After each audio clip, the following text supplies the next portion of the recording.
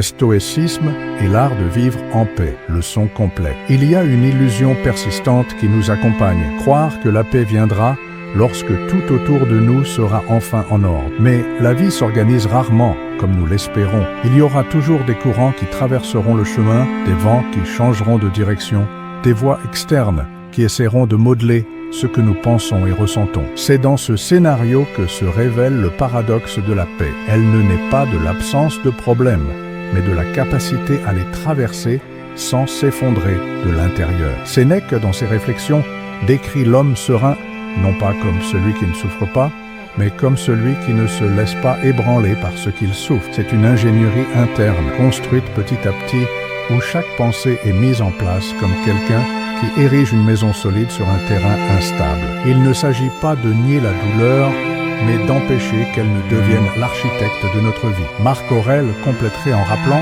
que la paix n'est pas dans le monde que nous voyons, mais dans la manière dont nous le regardons. Deux hommes peuvent traverser la même tempête.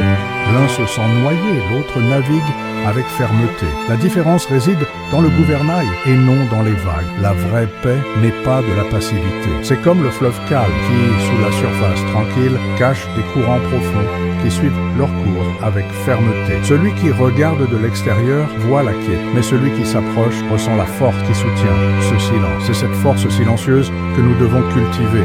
Une présence qui ne se brise pas au premier impact, mais qui ne s'endurcit pas non plus au point de perdre sa flexibilité. Plus qu'une leçon, ce que vous trouverez ici est une carte. Non pas une carte avec des raccourcis faciles ou des promesses de calme éternel, mais un itinéraire pratique pour cultiver une sérénité qui ne dépende pas des circonstances. Un chemin pour que, même lorsque le monde crie, vous puissiez entendre le son de votre propre respiration et vous rendre compte qu'il y a encore un centre stable en vous. Et c'est à partir de ce centre que tout le reste commence. Le bruit invisible qui nous vole notre quiétude. L'agitation ne naît pas toujours de grandes tragédies. Souvent, elle s'infiltre par petites doses, presque imperceptibles, jusqu'à devenir une partie de l'air que nous respirons. Ce sont les micro-anxiétés, la notification qui interrompt une pensée, la comparaison silencieuse avec la vie des autres, les urgences inventées qui nous font courir sans savoir où. Chacune d'elles est comme un grain de sable. Seul, il semble inoffensif, mais ensemble, ils forment un poids qui s'accumule en nous. Sénèque, attentif au gaspillage d'énergie que nous cultivons, sans nous en rendre compte, rappelait que la précipitation est l'ennemi de la clarté. Courir tout le temps n'est pas un signe de productivité, mais de désordre interne. C'est comme porter des cailloux dans sa chaussure. On peut continuer à marcher, mais à chaque pas, on augmente l'usure, jusqu'à ce que la douleur devienne inévitable. Et le plus curieux, c'est que, même si nous savons que les cailloux sont là, nous résistons à l'idée de nous arrêter pour les retirer. L'esprit aussi a ses tiroirs en désordre. Même fermés, nous savons qu'ils sont en désordre, et cela pèse. C'est une connaissance silencieuse, mais constante, qui nous accompagne dans tout ce que nous faisons. On peut essayer de l'ignorer, mais elle s'insinue dans les moments de pause, nous volant le repos. Quand nous ne prenons pas soin de ces petits désordres, nous leur permettons d'occuper trop d'espace et de nous priver de l'énergie qui pourrait être utilisée pour ce qui compte vraiment. Le bruit invisible ne crie pas, mais il corrode. Il nous maintient dans un état d'alerte continue, comme si quelque chose d'urgent était toujours sur le point de se produire. Cependant, une grande partie de ces urgences est inventée ou héritée, des attentes que nous n'avons jamais remises en question, des engagements que nous acceptons par habitude. Et c'est à ce moment que la philosophie stoïcienne devient pratique. En retirant la précipitation inutile, nous retirons des mains du monde la clé de notre paix. Le premier pas pour vivre en quiétude est peut-être de voir ce qui nous agite en silence, non pas pour fuir, mais pour réorganiser. Car de la même manière qu'un tiroir peut être vidé et réordonné, l'esprit peut aussi redevenir un espace où chaque chose a sa place. Et quand le poids invisible se défait, nous découvrons que la quiétude n'est pas quelque chose de lointain. Elle a toujours été là, attendant que nous la trouvions.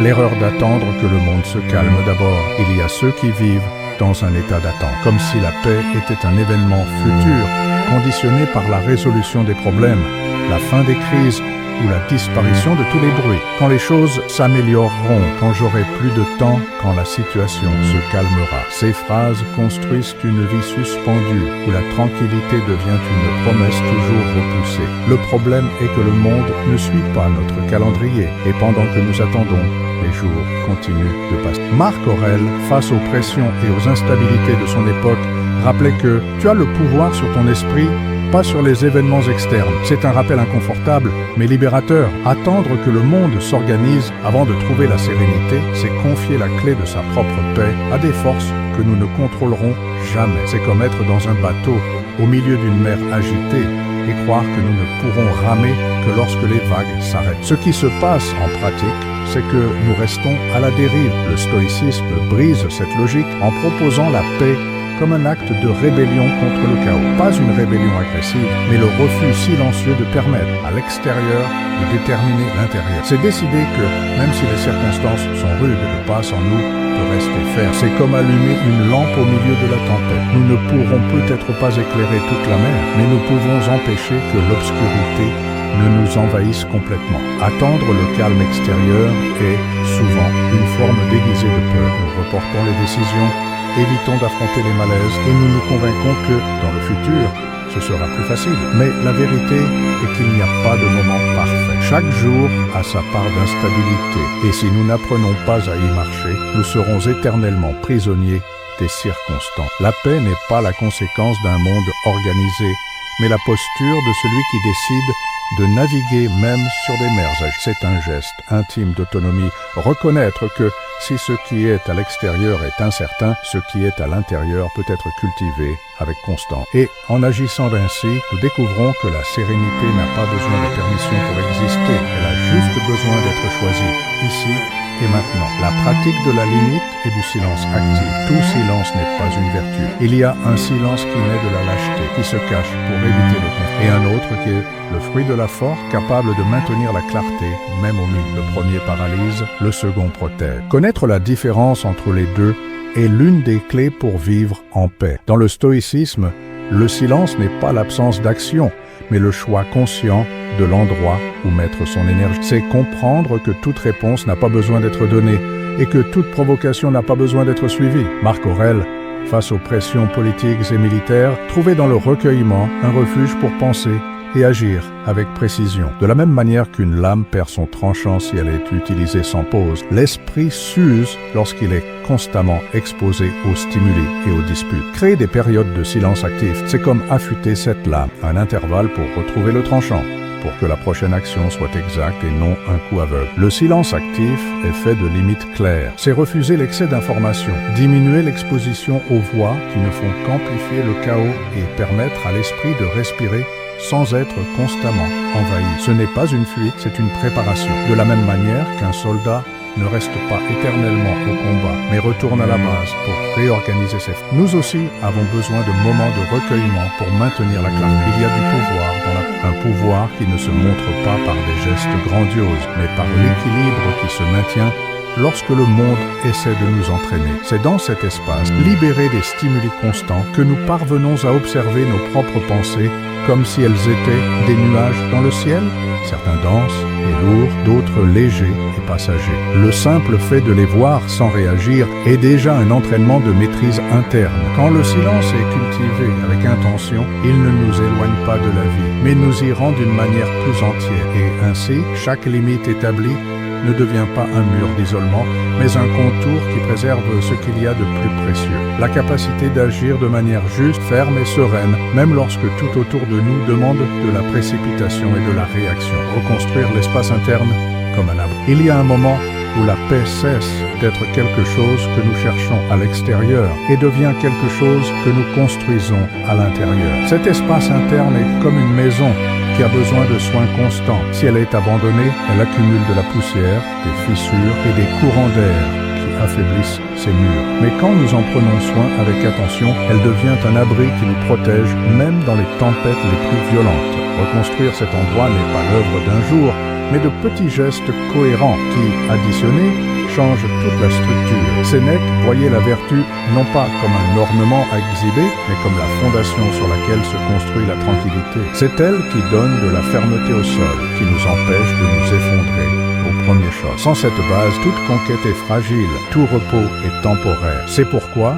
reconstruire l'espace interne commence par des rituels simples qui ancrent le présent. Écrire 3 phrases avant de dormir pour ordonner son esprit, marcher sans but pour écouter sa propre pensée, ou simplement observer sa respiration jusqu'à ce que le corps se souvienne qu'il est vivant. Ces rituels fonctionnent comme des piliers invisibles. Ils ne demandent ni beaucoup de temps, ni d'efforts extrêmes, mais ils offrent quelque chose d'essentiel, un retour quotidien au centre. C'est comme si, en accomplissant chacun d'eux, nous nous disions qu'il existe un endroit sûr où revenir, indépendamment de ce qui se passe à l'extérieur. Avec le temps, cette répétition crée des racines profondes, et quand le monde fait pression, il n'y a pas d'effondrement, juste un ajustement de posture. L'abri interne n'est pas fait pour isoler, mais pour soutenir. C'est en lui que nous trouvons la clarté, pour agir avec justice, le courage d'affronter ce qui est inévitable et la sérénité de refuser ce qui ne nous sert pas. Reconstruire cet espace, c'est choisir de vivre non pas comme celui qui réagit au hasard, mais comme celui qui modèle avec patience son propre terrain. Et quand ce travail est constant, la paix cesse d'être un visiteur rare et vient habiter avec nous. Sénèque rappelait que vivre avec dignité est inséparable de vivre en paix, et que cette paix n'est pas un cadeau accordé par les circonstances, mais le résultat d'une vie cohérente avec ses propres principes. Quand nos actions et nos valeurs marchent dans la même direction, il n'y a pas de place pour le conflit interne qui corrode la sérénité. Même au milieu du bruit du monde, il y a une musique silencieuse qui joue en nous l'harmonie entre ce que nous sommes et ce que nous faisons. Cicéron renforçait cette vision en parlant de la cohérence morale. Vivre en paix, c'est aussi refuser des gains qui coûtent la conscience. Il n'y a pas de vraie victoire quand le prix est le respect de soi. C'est un choix qui, à court terme, peut sembler une perte, mais qui, à long terme, construit une forteresse invisible contre la culpabilité et le regret. L'esprit qui reste fidèle à lui-même n'est pas facilement perturbée. Nous pouvons penser à l'esprit comme à une maison. Elle peut être luxueuse, avec des décorations et des richesses bien en vue, et pourtant être insupportable à habiter, parce que ce qui définit un foyer n'est pas ce qui est accroché au mur, mais ce que l'on ressent quand on est à l'intérieur.